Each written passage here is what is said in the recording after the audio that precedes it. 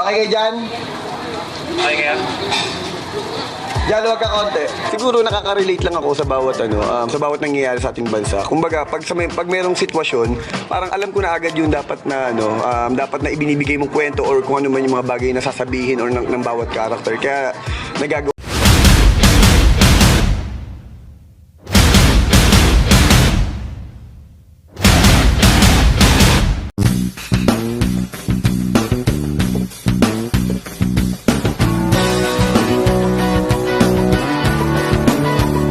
Ang isa sikat na celebrity ngayon sa Pilipinas na si Coco Martin ang nangunguna ngayon sa primetime series sa television. Isa itong multi-awarded dahil sa kanyang pag-arty sa teleserye na kanyang Benny Dahan, na patok sa mga manunod at sa kanyang mga fans. At bumida rin ito sa mga box office hit na mga palabas na kanyang mga ginawa, at lalo itong sumisikat sa kanyang primetime series na ang Porbensyano, at patok ito sa mga manunod. At siya ang director, actor, at producer nito. Ngayon silipin natin kung ano ang kanyang naipundar na mga sasakyan. 11 mga koleksyong motor ang makikita mo sa kanyang Instagram. Una nito ang Ducati Monster 1797, sinabi niya na ito ang unang big bike na niregalo sa kanya ng isang kilalang artista, nagkakahalaga ito ng 800,000 pesos. Royal Enfield Classic 500 Squadron Blue, astig ang porma nito, nagkakahalaga ito ng 300,000 pesos. At ito ang Honda Rebel 500 Retro Cruiser. Mabibili mo ito ng presyong 300,000 pesos. At ito pa ang isa, Honda XADV, astig din ang porma nito. Mabibili mo ito ng 800,000 pesos o sobra pa ang presyo nito. At ito din ang isa pang astig na motor, BMW R90 Pure, at hindi basta-basta ang presyo nito, nagkantidad ito ng 1 million pesos o sobra pa.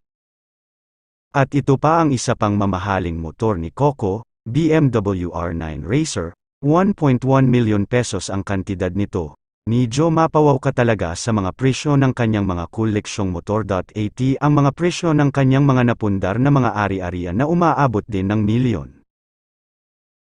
At isunod natin ito ang kanyang mga sasakyan na mga koleksyon. Toyota FJ Cruiser, isang windshield off-road utility vehicle na kahawig sa SUV, camouflage ang kulay nito o 7 colors ang tawag ng mga Philippine Army nito. Ang mga gulong nito ay mga malalaki.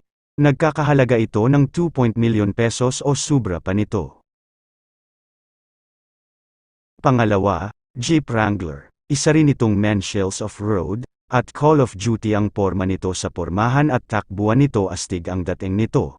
At pinalitan din ang mga gulong nito ng mas malaking mga gulong. Ang presyo nito, nagkakahalaga ng 3.7 million o sobra pa nito. At ang pangatlo, Toyota Land Cruiser. Ang porma nito isang full-size SUV na nagkakahalaga ng 4.9 million pesos o sobra pa nito. At ang pang-apat ay ang Mercedes-Benz Brabus G63, isang SUV na may pormang elegant at astig din ito. Ito ay nagkakahalaga sa presyong 12 million pesos o sobra pa sa ngayon. Bukod sa mga eleganteng SUV na pormahan, mayroon pa itong mga sports cars. Isa nito ang Ford Mustang. Mabili ito sa presyong 3.6 million pesos, at ang Dodge Challenger Hellcat, 6.3 million pesos o sobra pa nito ang presyo.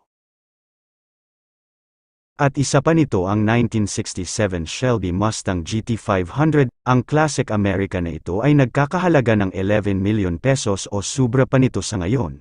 At bago pa lamang ay may binili itong isang sasakyan na mamahalin, ang Incas Sentry Armored Personnel Carrier. Ang pormahan nito ay dinisenyo para sa mga militar at mga kapulisan, at hindi ito tabla ng mga bala at may pangdepensa para sa mga bomba.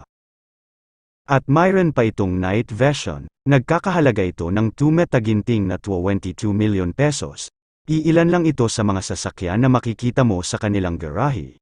May iba pa na hindi kasali dito, hindi na may kailan na naabot na ni Coco Martin ang kanyang mga pangarap sa buhay. Kung ikaw si Coco Martin, ano pa ang hahanapin mo sa buhay? Galing sa isang simpleng bata, na nangangarap.at naabot mo na ang tagumpay mo, ano pa ang gagawin mo? Please subscribe my channel, like and share at comment. Lang ako sa bawat ano. Kapag nakikita ko nag-aalala si Carmen. Ganda kasi istorya, saka maraming napupulot na aral. Carmen, pakakasalan kita. Hindi ko nakakasawa. Saka maalo sa tao, maganda panoorin. Sabi ni Father, kiss me with you. Kanya peace be with you.